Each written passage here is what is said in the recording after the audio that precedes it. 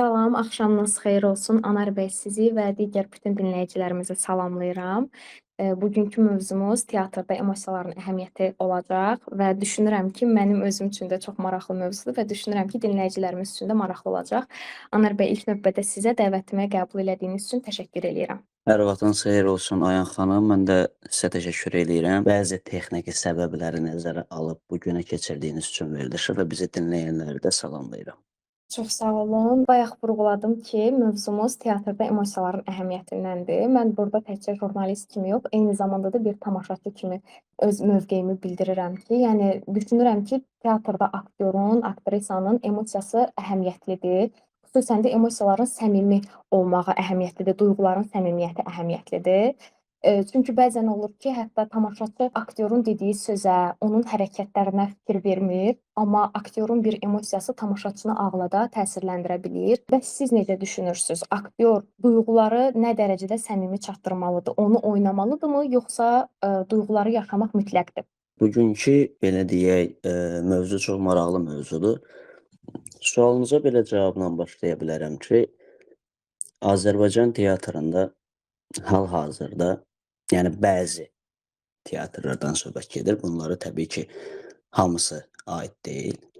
Azərbaycan teatrımızda hazırlanan tamaşalarda emosiyalardan və yaşantılardan çox az istifadə olunur. Yəni burada rejissorlar mı deyim və ya aktyorlar mı deyim, ən çox formaya qaçırlar. Amma ən çox aktyorda emosiya, yaşantı olsa, tamaşaçı bir o qədər ləzzətlə, bir o qədər maraqla tamaşaya baxa bilər. Çünki tamaşaçını tamaşaya gətirən, teatra gətirən qüvvə aktyordur. Aktyorun potensialıdır. Aktyor səhnədə sadəcə olaraq forma göstərirsə, sadəcə olaraq belə deyək, öz bədən quruluşuna güvənib səhnəyə çıxırsa, bu yanlışdır. Səhnə podium deyil, səhnə belə deyək, hər hansısa bir necə deyərlər, karnaval deyil ki, sən yalnız orada özünü, cismini göstərəsən. Mən bu yaxınlarda bir filmə baxırdım. O filmdə xarici bir film idi. Filmdə oynayan aktyor, yəni dünya şöhrətli teatr aktyoru idi. Sadəcə olaraq bu insanın, bu aktyorun, bu sənətkarın, yəni onun o qədər gözəl oyun tərzi var idi ki, mən onu sənətkar adlandırdım. O sənətkarın oyun tərzi, oynamağı, emosiyası, yaşantısı o qədər mükəmməl idi ki, onun üzündə yəni qrimlə olunan bir şey deyil idi. Anadan gəlmə izlər var idi ki, bu çox bir eybəcər görsənirdi və bədən quruluşu çox eybəcər idi. Amma biz həmin insana, həmin aktyora, həmin filmə baxanda yaşantını, emosiyanı ala bilirdik. Burada yəni görünüşdən və yaxud başqa şeydən söz gedə bilməz. Bu insanın yaşantısı olmasaydı, bu insanın emosiyası mənə keçməsəydi, mən təbii ki, həmin filmi yarıda saxlaya bilərdim və öz yaxınlarıma da yəni məsləhət görməzdim ki, o filmə baxsınlar. Yəni teatrda da belədir. Teatrda tamaşaçı, yenə deyirəm, sözə gəlir. Belə lor dildə desək. Necə sözə gəlir? Aktyorun ağzından çıxan hər bir kəlməyə, aktyorun alnından düşən hər bir tərə diqqətə gəlir. Hə, bu bütün tamaşaçılara aiddirmi? Bu artıq müqayisə olunacaq, müzakirə olunacaq məsələlərdir. Bu günümüzün tamaşaçısı konkret nəyə gəlir? Bu tamam başqa bir mövzudur. Əgər tamaşaçımız səhnədə yalnız aktyorunun görünüşünə gəlirsə və rejissor da yalnız aktyorunun görünüşünə görə səhnəyə çıxardırsa, bu artıq yol verilməzdir. O zaman tamaşa məhvə doğru gedir. Hətta teatr da məhvə doğru gedə bilər. Çünki burada emosiya olmalıdır, yaşantı olmalıdır. Biz necə deyirik? Teatr canlı sənətdir. Teatr canlı sənətdir. Bunu bizdən əvvəl dahilər təsdiqləyib. Çünki onlar bugünkü mövzumuzla bağlı, yəni emosiyalarla, yaşantılarla işləyiblər. Heç bir karikaturalarla səhnədə işləməyiblər. Emosiya şərtdir, yaşantı şərtdir və emosiya, yaşantı bir aktyorda mükəmməl şəkildə cəmlənirsə, həmin aktyorda həmin emosiya ilə yaşantını tamaşaçıya keçirə bilirsə, yəni tamaşaçıya ötürə bilirsə, bu artıq bizim Azərbaycan teatrımızın inkişafı deməkdir və həmin tamaşanın 100% uğuru deməkdir. Əslində siz vurğuladınız ki, bəli, emosiyalar əhəmiyyətlidir və dediniz ki, tamaşaçını teatra gətirən səbəblərdən də biri məhz aktyorun o dediyi sözlər, emosiyaları, jesti, mimikalardır və s. Sözün açığı deyim ki, bir tamaşaçı kimi mən də bu məqamlara xüsusilə diqqət eləyirəm və ən əhəmiyyətli məqamlardan biri də düşünürəm budur ki, çünki bəzən olur ki, bir tamaşa aylarla, hətta illərlə teatrın səhnəsində yaşayır. Yəni aktyorlar yaşlanır, amma tamaşa nə qədər yaşlansa da heç vaxt teatrın səhnəsindən düşmür. Yəni uzun illər belə tamaşalar olur və mən də olur ki, bir tamaşaya bir neçə dəfə gedirəm, dəfələrlə gedirəm və bu zaman daha çox diqqət elədiyim məqamlardan biridir. Tamaşanı ilk izləyəndə tamaşadan hansı təsiri almışdımsa, 10-cu dəfə gedib həmin tamaşanı yenə izləyəndə yenə eyni effekti, eyni təsiri alım. Məsələn, mən olur ki, bir tamaşaya 3 dəfə gedirəm, 4 dəfə gedirəm, hətta bayaq vurğuladığım kimi 10 dəfə getdiyim tamaşa belə olub ki, bir tamaşaya 10 dəfə getmişəm. Bəzən olur dramatik janrda olan tamaşalara gedirəm və həmin tamaşalarda hansı səhnələrə təsirlənmişdimsə, hansı səhnələrə ağlamışdımsa, 10-cu dəfədə gedəndə yenə həmin səhnələrə təsirlənib, yenə həmin səhnələrə ağlayıram və düşünürəm ki, bu da bir növ belə desək, emosiyanın təzə saxlanılmasından irəli gəlir. Və müəyyən bunun yəqin ki, texnikaları var ki, çünki bu zaman uzun məşq prosesləri olur, tamaşa dəfələrlə oynanır və aktyor öz emosiyasını təzə saxlayır. Sizdən soruşmaq istəyərdim ki, emosiyalarınızı təzə saxlamaq üçün nələrdən istifadə eləyirsiniz, neynirsiniz ki, onlar hər dəfə oynanılanda tamaşaçını təsirləndirsinlər? Emosiyanı təzə saxlamaq və tamaşaçını təsirləndirmək, bu aktyorun peşəkarlığından irəli gələn bir şeydir. Əgər aktyor peşəkar deyilsə, zaten bunların heç birini eləyə bilməyəcək. Hə, mən emosiyamı necə təzə saxlayıram və tamaşaçılara necə ötürürəm. Məsələ bundadır ki, sən aktyorsansa və peşəkar aktyorsansa, aktyor adının məsuliyyətini dərk edirsənsə, sən tamaşaçının qədrini bilməlisən. Birinci növbədə teatrın, sonra tamaşaçının. Teatr eləyən aktyordur və teatrı da ayaqda saxlayan aktyordur. Bu bir kənara. Və növbəti mərhələdə isə tamaşaçı gəlir. Biz tamaşaçılarımızın da qədrini bilməliyik. Tamaşaçılarımıza da böyük qayğı, hörmət və ehtiramla yanaşmalıyıq ki, məsələn, bugün bir mükəmməl bir əsər qurulur, dünya klassiklərindən çox ağır bir məşqlər gedir, hətta mən deyərdim neçə aylar məşqlər gedir, amma tamaşaçı yoxdur. Bu artıq aktyorun ruhdan düşməyi deməkdir. Mən şəxsən tamaşaya hazırlananda, məşqdə, yəni məşq əsnalarında həmin emosiyaları həmin vaxt tamaşaçıya necə ötürəcəm? İlk öncə obrazı tapmalıyam. Mənim obrazım, məndən nə xarakteri tələb eləyir? Məndən hansı nüansları, hansı pik nöqtələri tələb eləyir? Onları axtarıb tapmalıyam. Ki, həmin xarakterdə, həmin obrazda emosiyamı düzgün şəkildə tamaşaçıya ötürə biləm. mən özüm kimi çıxıb, mən anar kimi çıxıb tamaşaçının qarşısında dayanacamsa, bu artıq olmayacaq. Çünki bizim bilirik də aktyor sənəti dondan dona giririk. Yəni 1000 maskadır. Ömrümüzdə ömür oynayırıq, ömür yaşayırıq.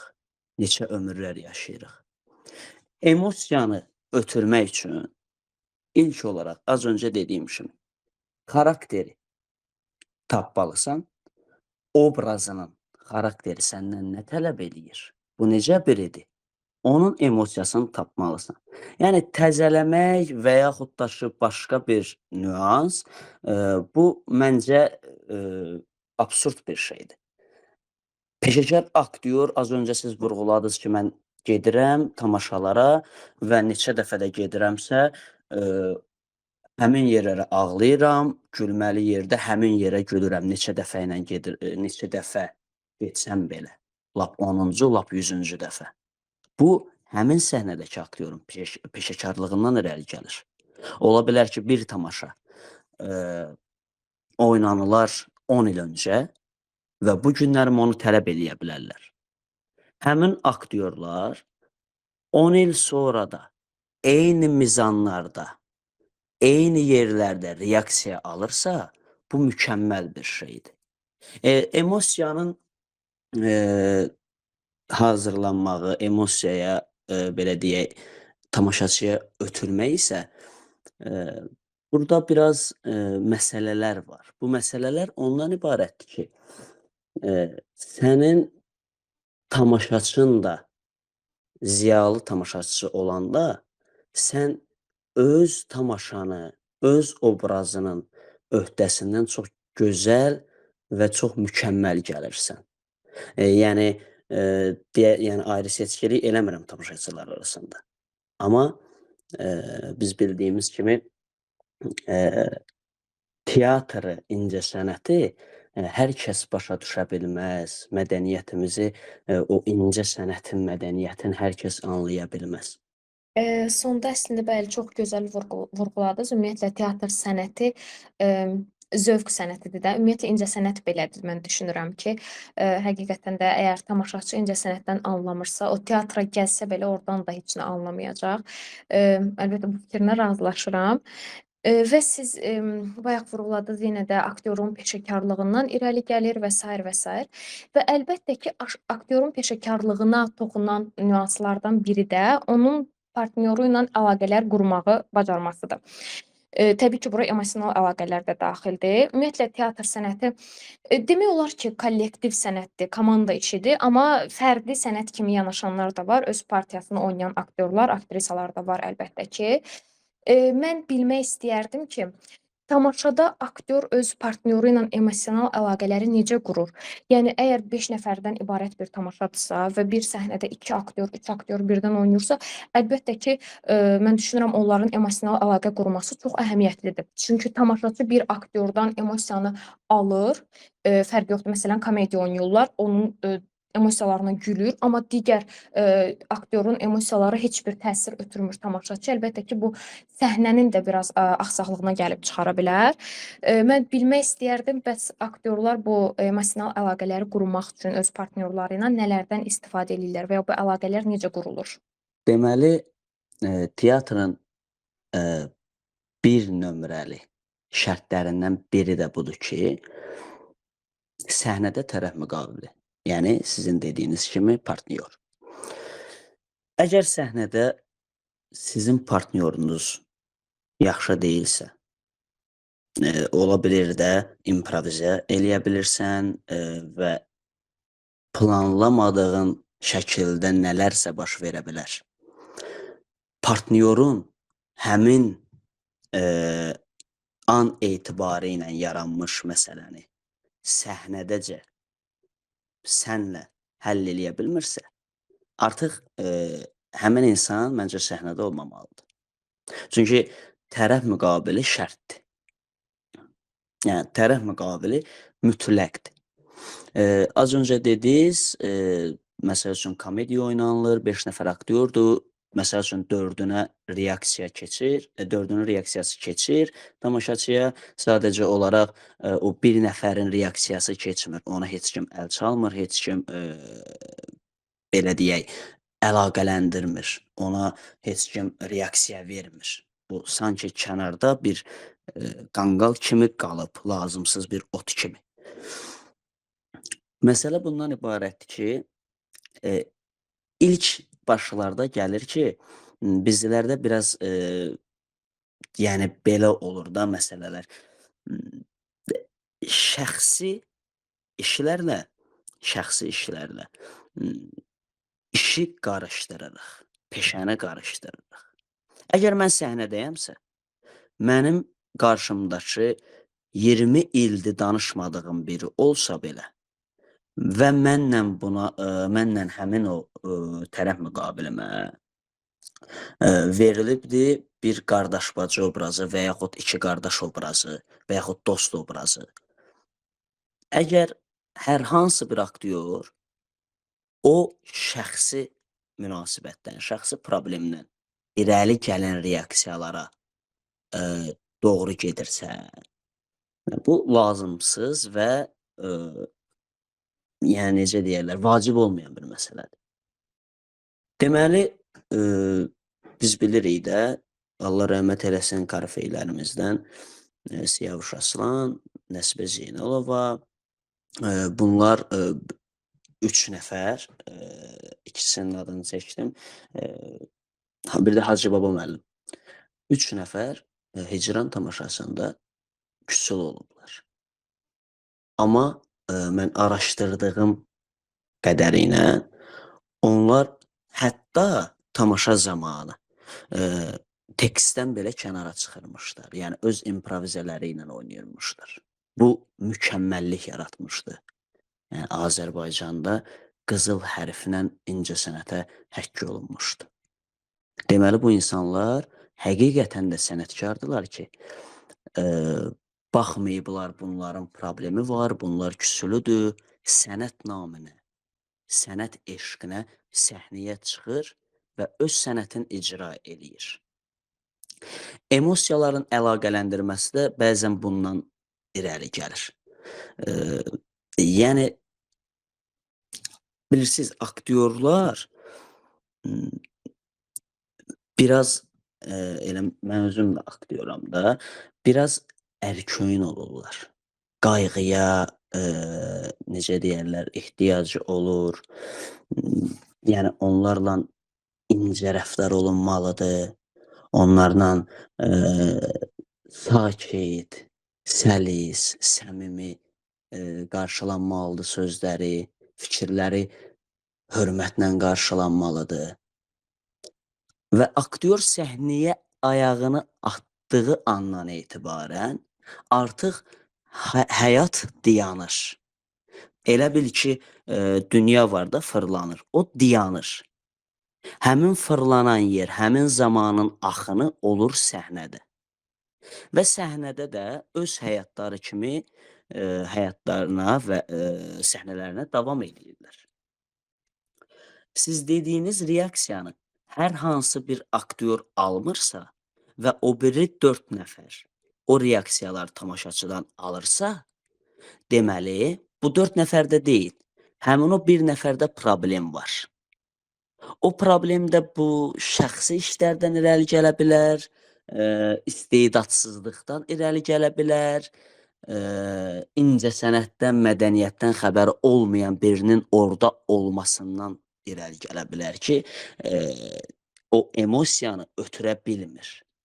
Və yenə dediyim kimi, dünya dayanır və səhnədə hər şey qaldığı yerdən davam edir. O da həmin o dediyimiz o qanqal olan şəxsdə, yəni bu 4 nəfərdən ayrılan şəxsdə, tamaşaçıdan reaksiya almayan şəxsdə öz həyatına orada davam elədiyi üçün bunların, bu aktyorların, mötəbər aktyorların paxıllığını çəkir və qoyur sənəti, səhnəni, incəsənəti bir kənara, sadəcə olaraq yerində içindən hansı hisslər keçirsə, o cür davranır. Öz obrazı yaddan çıxır, xarakteri yaddan çıxır, rejissor verdiyi təklif olunmuş vəziyyətləri yaddan çıxır. Ünsiyyət, partnyorla ünsiyyət yaddan çıxır və o da qalır kənarda, heç bir həmlə eləyə bilmir. Əgər, yenə deyirəm, belə bir şey var da, bəzən bu səsvermələr olur da, məsəl üçün, azlıq çoxluğa tabedir məsələsi var burada. Məsəl üçün, qalsın getsin məsələləri olur ki, 10 nəfərdən 6-sı əlini qaldırsa və yaxud da ki, 6-sı əlini qaldırır və 4-ü əlini qaldırmırsa, 6-sı əlini qaldıran şəxsin sözlərinə qulaq asılır və onların sözləri təsdiq olunur. Artıq burada araşdırmalı olan, müzakirəli olunmalı məsələ budur ki, niyə görə bu 4 nəfər reaksiya alır, amma o 1 nəfər reaksiya almır? Emosiyası tamaşaçıya keçmir. Çünki az öncə açıqladığım kimi, o insanın ya istedadı yoxdur, ya olmadığı yerdədir, ya sair və ilaxır. Əslində çox gözəl izah elədiniz, çox dərinliklə izah elədiniz və çox maraqlı bir faktı vurğuladınız ki, hansı ki 3 sənətkarımızın adını çəkdiniz. Hicran tamaşasındakı həmin o doğrudan da teatr sənətinə qızıl hərflərlə yazılan məqam. Sözün açığı deyim ki, bu mənim özüm üçün də çox maraqlı məqamlardan biridir. Dəfələrlə olub ki, elə hazırki dövrün özündə də mən tamaşada və yaxud filmdə də ola bilər, çox səmimi, mehriban bir səhnə izləmişəm 2-3 aktyor arasında və sonradan üstündən neçəsə müddət keçəndən sonra öyrənmişəm ki, əslində həmin aktyorların heç münasibəti yox imiş. Yəni pərdə düşdü, onlar bir-birini tanımırlar belə insan olaraq. Amma səhnədə, obrazda çox möhtəşəm əlaqəyə girə bilirlər və əlbəttə ki, vurğuladığınız kimi bu aktyorun peşəkarlığından irəli gəlir. Və peşəkarlıq nümunələrindən biri də odur ki, obraza aludə olmaq, bir növ deyək, obrazı yaşamaq. Çünki adətən aktyorlar deyirlər ki, bizə əmr verildi, yeni obraz gəldi və biz o obrazı ruhumuzla hopmağa çalışırıq. O obrazı həyatımızda, şəxsi həyatımızda da mənəvi cəhətdən yaşayırıq ki, onu tam anlayaq və səhnədə tamaşaçıya tam ötürək. Bu əlbəttə əsas məqamlardan biridir. Və olur ki, məsələn, fərqi yoxdur, komik obrazda ola bilər, dramatik obrazda ola bilər. Aktyor onu pərdə qalxır, obrazı oynayır, amma tamaşa bitir, amma aktyor onun təsirindən çıxa bilmir. İstənilən, yenə də vurğuladığım kimi obraz ola bilər, fərqi yoxdur. Bu təbii ki, aktyorluğun peşəkarlığı ondadır ki, onu o qədər içdən oynayır ki, tamaşaçıya çatdırır və hətta bəzən olur ki, tamaşa bitəndən sonra saatlarla, hətta günlərlə həmin obrazın təsirindən çıxa bilmir. Bəs sizin belə bir ağır və yaxud da yadda qalan obrazınız olubmu ki, siz onun təsirindən çıxa bilməmisiniz uzun müddət, tamaşa bitəndən sonra belə? Mənim fikrimcə, düzdür, olur. Bəzən insanda olur ki, tamaşanı oynayırsan və yaxud da ki, məşq eləyirsən, həmin obrazı ruhunda o qədər yaşayırsan ki, artıq o sən deyil, sən o olmağa çalışırsan. O qədər sevirsən, o qədər bəyənirsən. Həyatda da həmin diksiya ilə danışırsan, həmin ləhcə ilə danışırsan, həmin jestləri, mimikaları eləyirsən. Üzr istəyirəm. Bu normal bir hadisədir. Amma elə bir şey deyim də, gərəkdir ki, aktyor peşəkarlığından irəli gələn bir şey var ki, aktyor peşəkar olarsa, hər şeyi öz yerini bilir. Hər şey. Sadəcə olaraq sənə verilən obraz budur. Sən bu xarakteri yaratmalısan və çıxıb tamaşaçı qarşısında nümayiş elətdirməlisən. Bundan sonra sənin öz həyatın başlayır.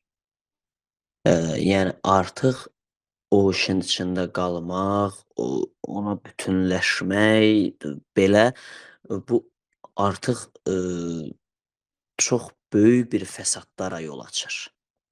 Çalışmışam ki, olmasın. Yadda qalan olub. Yadda qalan obrazlar olub. Yadda qalan çıxışlar, yadda qalan obrazlar olub. Çox maraqlı tamaşalarda maraqlı bir obrazlar olub. Hətta günün bu günündə belə həmin tamaşalar oynanılsa, mizanına, sözünə, tərəf müqabilimin replikasına qədər əzbərləyə bilərəm. Yəni bir və yaxud 2 obrazdan söhbət gedir. Düzdür, biz aktyorlar üçün bütün, belə deyək, rollar dəyərlidir. Necə deyirlər, əgər bir teatrda bir tamaşa sıfırdan qurulursa, bu artıq yeni bir körpənin dünyaya gəlməyi deməkdir. Və o körpəyə sən qayğı göstərməlisən, sevməlisən, qorumalısan ki, zərər çəkməsin, ay mən ona zərər verməyim. Valideyn necə olur? Körpəsi olanda onu özündən belə qoruyur. Məsəl üçün, əsl sevən insan necə olur? Qarşındakı sevdiyi insanı özündən belə qoruyur. Məsələ budur, qorumaq. Rollarını qorumalısan ki, heç bir xətər gəlməsin, heç bir problem olmasın, heç bir ləkə yaxılmasın və onu da düzgün müdafiə eləməlisən səhnədə. Yadda qalan obrazlar olub, yenə dediyim kimi, yəni 1 və yaxud 2-dir. Çünki insanın ürəyinə yatan obrazlar çox az olur. Elə hər oynadığın tamaşanın, hər oynadığın rolun təsirində qalacaqsansa, bu artıq səndə bəzi şeylər alınmayacaq. Bəzi şeylər alınmaya bilər. Hətta önünü kəsə bilərsən. Başqa bir tamaşalarda sənin önünü kəsə bilər. Bu gün qapandığın bir rol, bu gün qapandığın bir obraz. Çünki qapana bilərsən. Yəni mənim fikrimcə belədir. Çünki həmin obraza, həmin rola qapana bilərsən, o biri, yəni növbəti verilən rolları da ona bənzətməyə çalışarsan. Bu artıq belə deyək, ştamp, yəni çərçivə aktyora gətirir, çıxarır səni. Yəni məncə, mənim fikrimcə aktyor çərçivə olmamalıdır. Aktyor komediyanı da, aktyor dramı da, lirikanı da, faciəni də, mistikanı da və sair və ilaxır mükəmməl oynamalıdır. Hər bir tərəfli olmalıdır. O zaman aktyor olur. Aktyor o zaman aktyor olur ki, hər cür xarakterə, hər cür janra uyğun öz qabiliyyətini, öz istedadını göstərə bilir. Bu qədər. Biz bayaq əslində emosional təsirdən danışdıq. Elə indiki sualımızda da ki, aktyora həm öz oynadığı obraz emosional cəhətdən nə dərəcədə təsir eləyir, həm tamaşaçıya nə dərəcədə təsir eləyir. Yenə də deyirəm, bir tamaşaçı kimi düşünürəm ki, bu emosiya qızıl xəttdir. Amma biraz fərqli yanaşanda, məsələn, deyək ki, tamaşada heç bir emosiya yoxdur. Rejissor tamaşa qurur və gəlir deyir ki, siz burada mimikalarınız olmayacaq, monoton üz cizgisi qoyacaqsınız ortalığa. Yalnız və yalnız hərəkətləriniz və sözlərinizdən ibarət bir tamaşa oynayacaqsınız. Yəqin ki, belə bir tamaşa olmuş olsa, bu tamaşaçılara da fərqli gələr. Amma bilmək istəyərdim ki, belə bir tamaşa, ümumiyyətlə emosiyasız teatr, emosiyasız tamaşa, tamaşaçıya nə ötürə bilər, nə verə bilər? Təbii ki, sözlərin, hərəkətlərin də əhəmiyyəti var. Bunu danmaq olmaz əlbəttə. Hətta bəzən olur ki, illər keçir, tamaşaçı bir dəfə bir tamaşaya baxır, üstündən illər keçir, amma həmin tamaşada filan obrazın dediyi sözü daim xatırlayır, heç vaxt unutmur. Hətta onun həyatına belə bəzən təsir eləyir tamaşaçının. Amma emosiyasız teatrın tamaşaçıya nə verə biləcəyi mənə çox maraqlıdır. İstəyirəm ki, bu barədə siz öz fikirlərinizi bölüşəsiz. İlk onu deyə bilərəm ki, emosiya yaşantı şərtdir.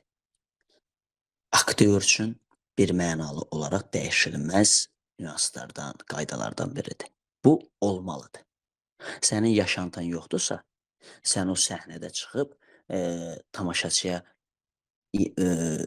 ilk qoşulanda dediyim kimi öz Allahın verdiyi öz quru canından başqa heç bir şey göstərə bilmərsən. Bu səhnə də podium deyil.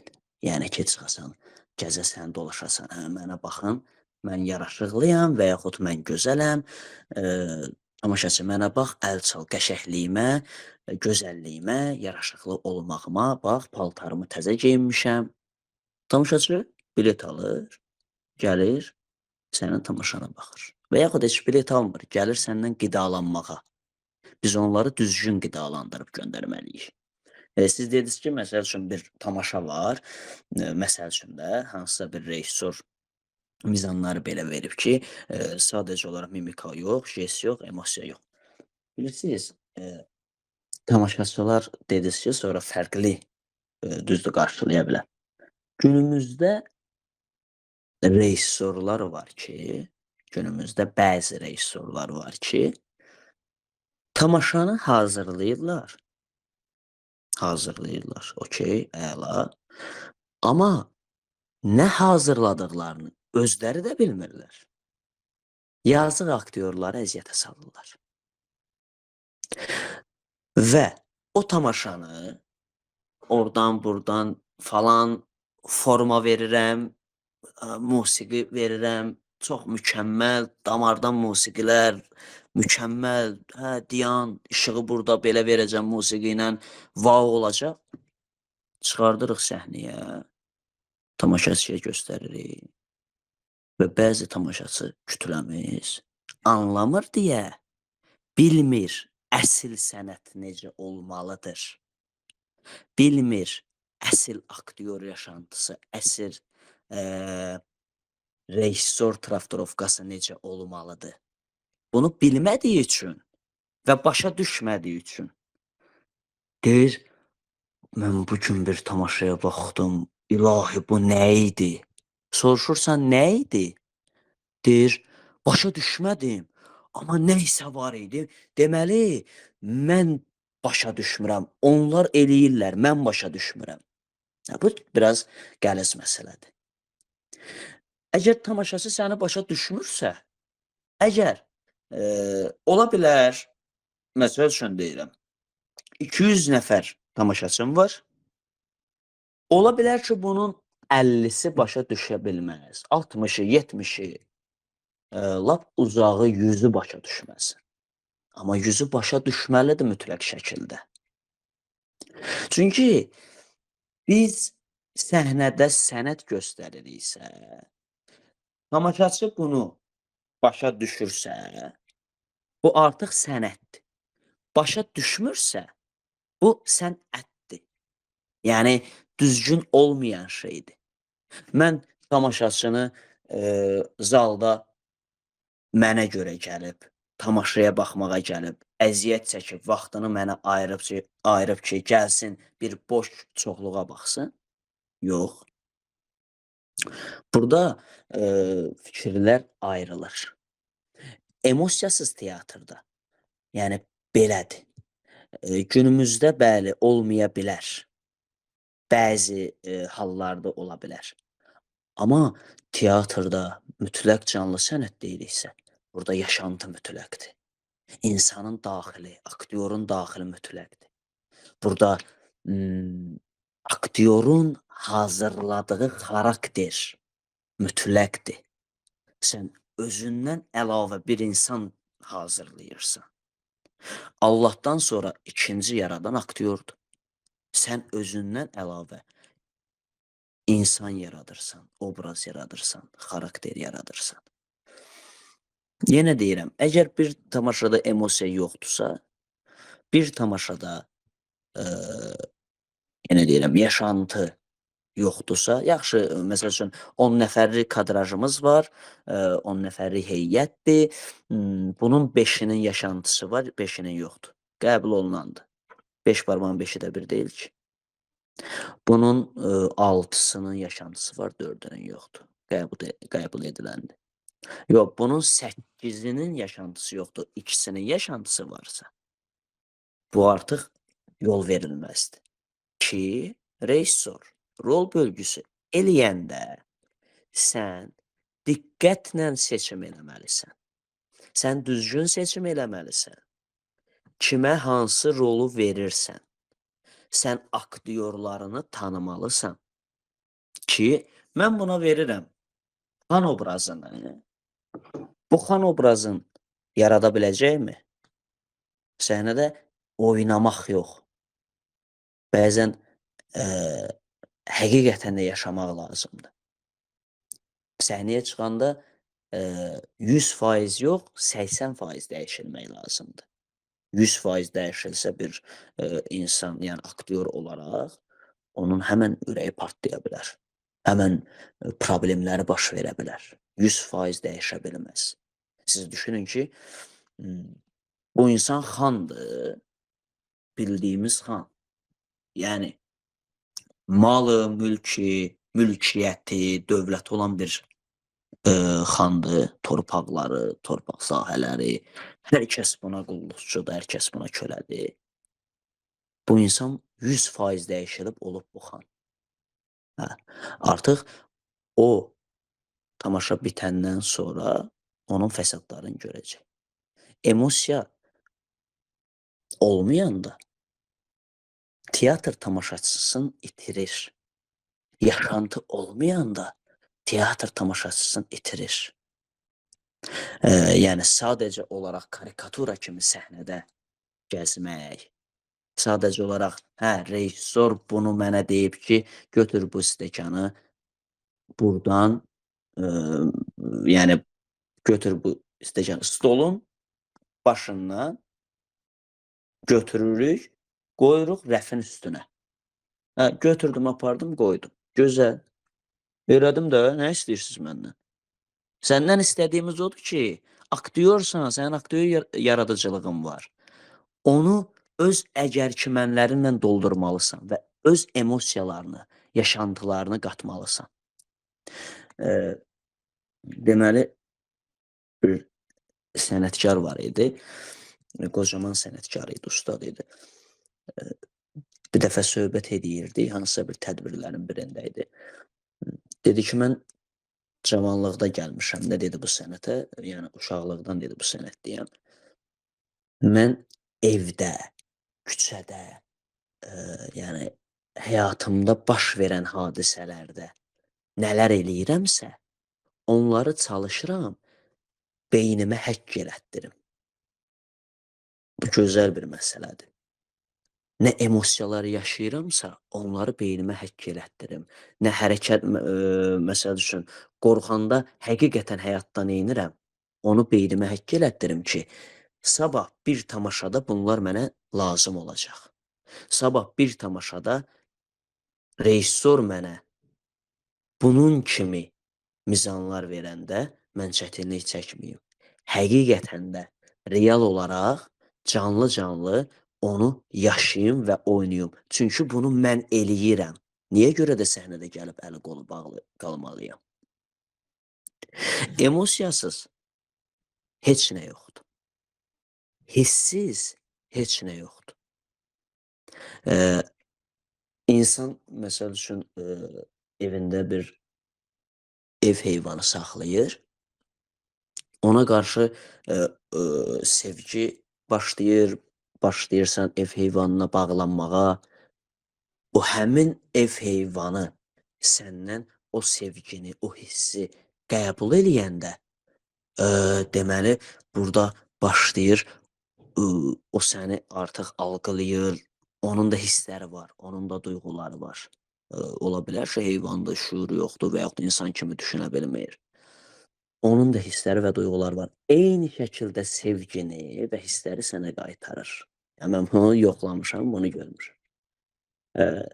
Teatrımıza qaydanda isə Azərbaycan teatrında mən düşünmürəm, göz önündədir reallıqlardır.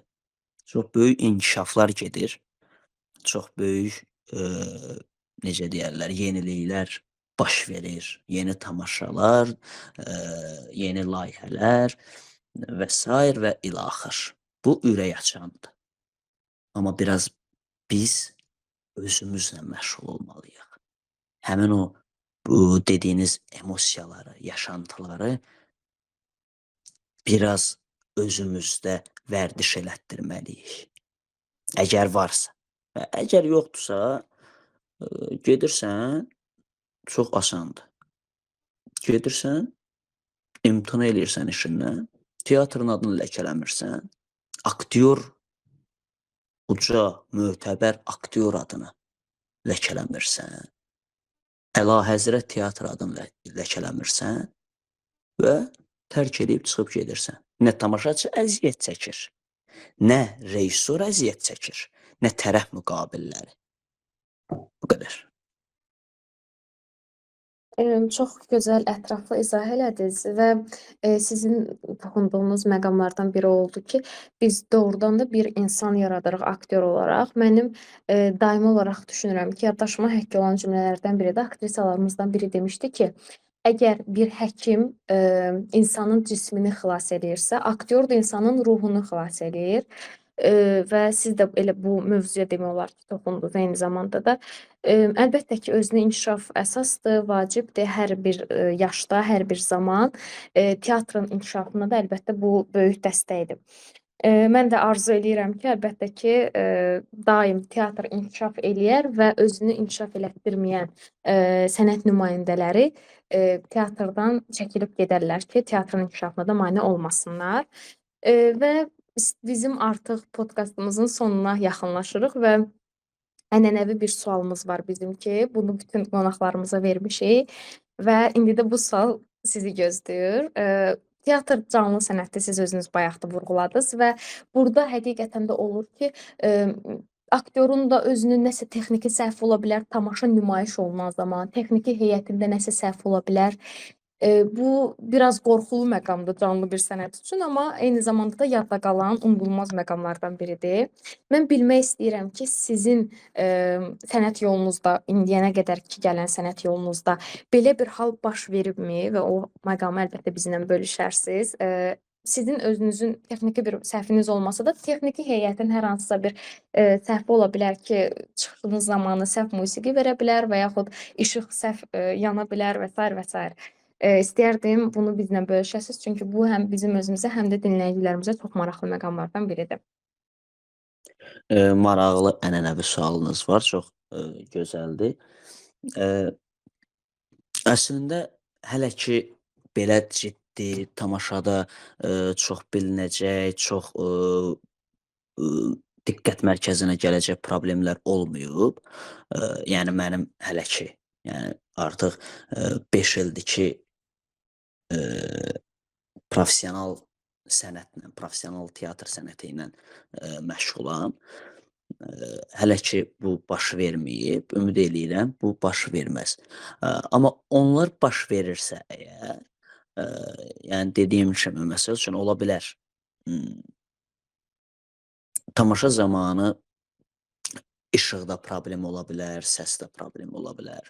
Mən hələ ki bunlarla qarşılaşmamışam. Yəqin ki, o da bizim işlədiyim, çalışdığım teatrın professionallığından irəli gəlir. Orada öz vəzifəsini düzgün icra eləyən insanlardan irəli gəlir.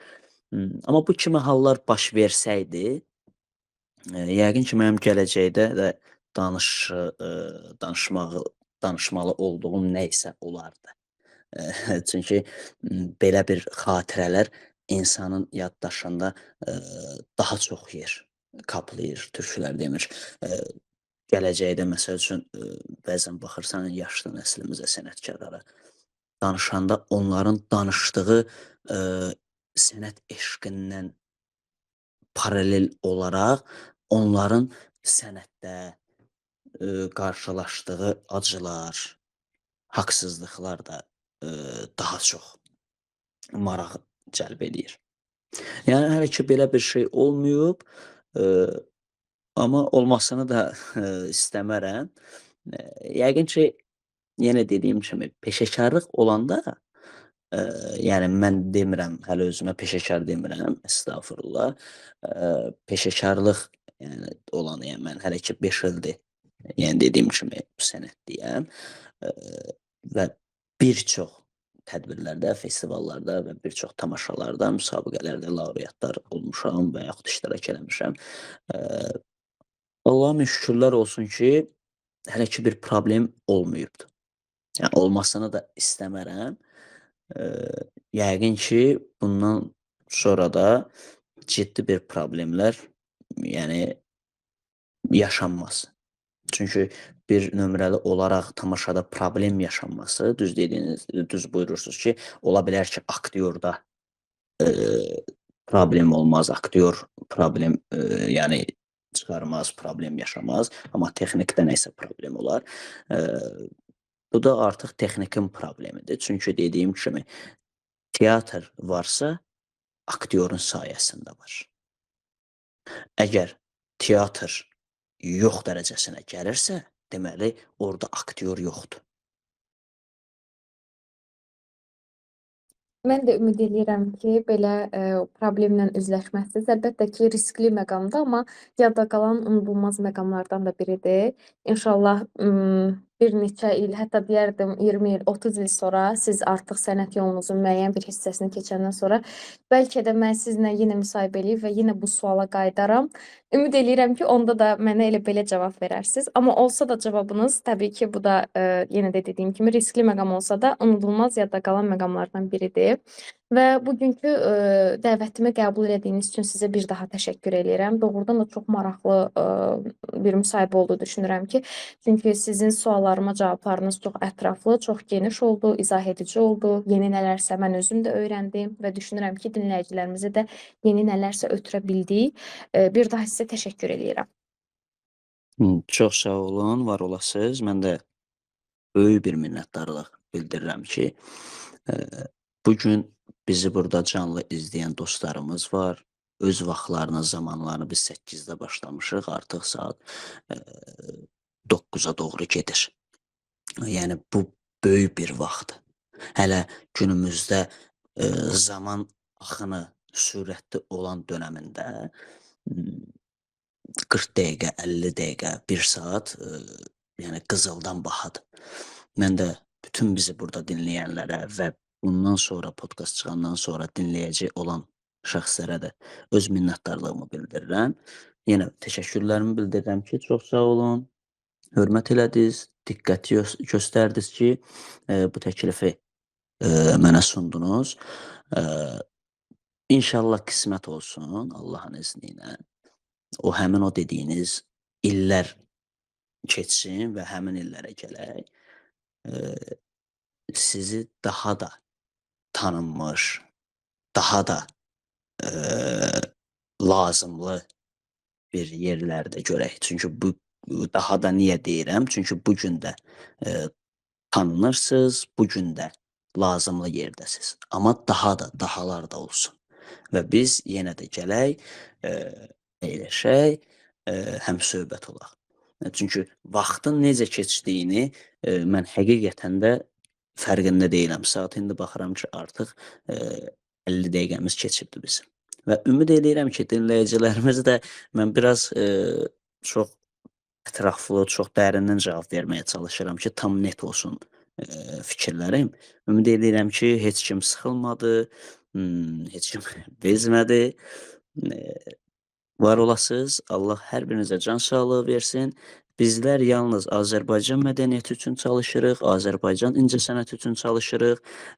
Bizim də əlimizdən bu gəlir. Bizim peşəmiz, bizim sənətimiz də budur.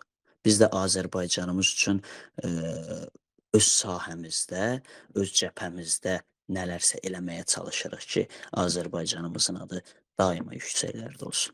Var olasınız, çox sağ olun.